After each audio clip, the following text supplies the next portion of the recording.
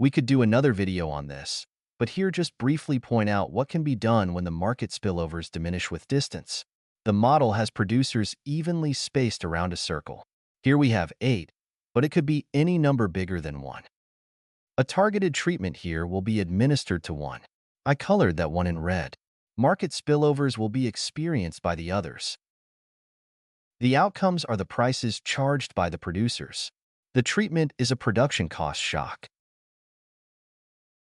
The second equation for tot is the same one we had before. It still holds. But the special result for the Salop model is that the scale effect is the sum of the did and tot.